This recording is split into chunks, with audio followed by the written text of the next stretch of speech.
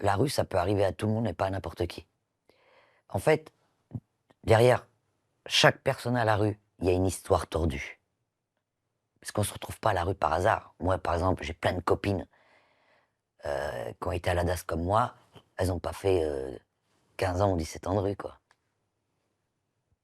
Parce que peut-être elles n'ont pas été abusées sexuellement quand elles étaient petites, peut-être qu'elles ont été mieux éduquées, peut-être que pour plein de raisons, quoi. Et même les personnes qui n'ont jamais été à l'aide sociale à l'enfance, à un moment donné, bah, il y a une faille suite à un deuil, suite à un licenciement, suite enfin, à un parcours de vie la faille devait être déjà là, mais ils ne le savaient pas parce qu'il y avait le cadre. En principe, une personne doit être capable de tenir debout toute seule. Et souvent, une personne, pourquoi être chien?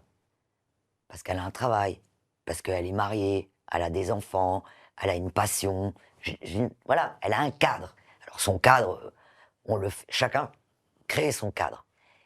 Et puis un jour, alors, moi je pense que chacun d'entre nous, on a une faille qu'on ne connaît pas des fois. Alors quand on la connaît, c'est mieux, parce qu'au moins on peut en parler et se soigner. Mais quand on ne connaît pas cette faille, le jour où le cadre pète, ben la faille, elle est béante.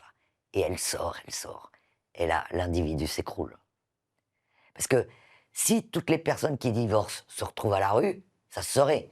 Si à chaque fois qu'il y a un deuil dans une famille, la famille se retrouve à la rue, ça se saurait.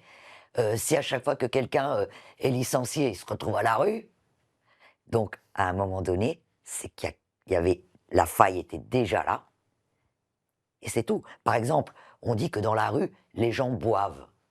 Mais en fait, la plupart du temps, les gens se retrouvent à la rue parce qu'ils étaient alcooliques. Feministe.